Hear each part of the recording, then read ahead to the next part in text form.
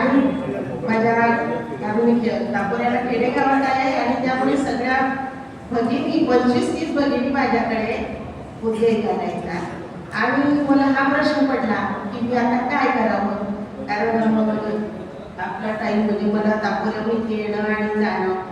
मग त्यानंतर माझ्या मैत्रिणी सगळ्यांना सांगितलं की मला हा असं करायचा का करू. त्यांनी सांगितलं की नाही, एवढे जुने विद्यार्थी तुमचे आणि त्यांनी तुम्हाला मी जर आज आले नसते तर मी ह्या एवढ्या आनंदाला उठले असते. सगळ्या विद्यार्थ्यांना पण मला खूप आनंद झाला. माझी भगिनी तर मला असे नेहमी शाळेत भेटायचे, परंतु जवळजवळ आज 30-35 वर्ष झाले. तुम्ही आता छोटे राहिले नाही, खूप मोठे झाला आहात आणि आपापल्या क्षेत्रामध्ये खूप मोठी तुम्ही कामगिरी केली आहे. आणि ही कामगिरी करताना तुम्ही आपल्या क्षेत्राशी प्रामाणिक राहणे हे खूप महत्वाचं आहे. मला जेव्हा या शाळेमध्ये आदर्श शिक्षिका पुरस्कार जेव्हा मिळाला तेव्हा मी अक्षरशः रडायला लागले.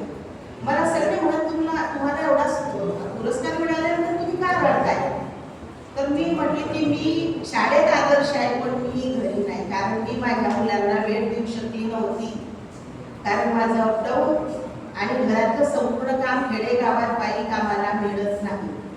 घरचं सगळं काम आटोपून मी बऱ्हाटूरला यायची, बऱ्हाटूर इकडे आपल्या रावेरला यायची आणि एवढं करून मी मुलांकडे लक्ष देऊ शकली नाही. म्हणून मला खूप वाईट वाटायचं. परंतु मला 2-3 शिक्षक बोलले, मॅडम तुम्ही काय करता, खरे तुमचं हे सगळं श्रेय हे तुमच्या मुलांना मिळेल. तुम्ही जे प्रामाणिकपणे काम करताय ना त्याचं श्रेय तुमच्या मुलांना मिळेल. आज माझा मोठा मुलगा बीएडला झालं त्याचं आणि छोटा MBBS करतोय लास्ट इयरला, फायनल इयरला आहे तो उज्जैनला.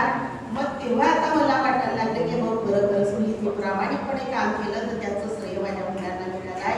म्हणून तुम्ही सुद्धा प्रामाणिकपणे काम करा आणि आपण जे कार्य करतोय त्याच्याशी बिलकुल पूर्ण त्यामध्ये तुम्ही झोपून द्या.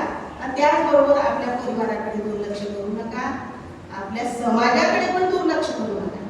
समाजामध्ये आपल्याला राहायचं आहे, समाजामध्ये आपल्याला मिळून मिसळून वागायचं आहे, कारण समाजाच्या बाहेर आपण जाऊ शकत नाही.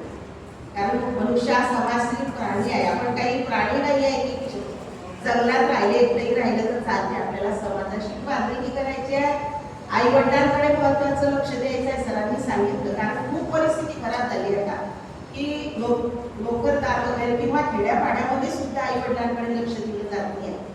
पण खरी महत्वाची पूजा जी असेल तर ती आई वडिलांची. तुम्ही देव धर्म नका करू, देवपूजा नका करू, पण आई वडिलांची सेवा करा.